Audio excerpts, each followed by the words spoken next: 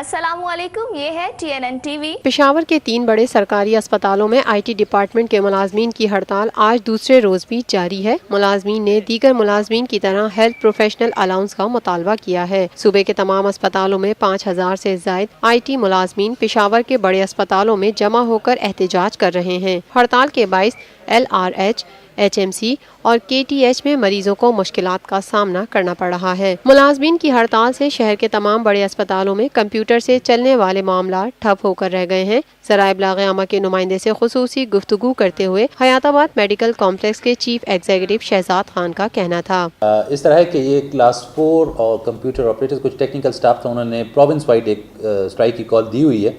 At least حیات آباد medical complex کے لیول پہ جو پیشنٹ سروسز ہیں وہ افیکٹ نہیں ہوئی۔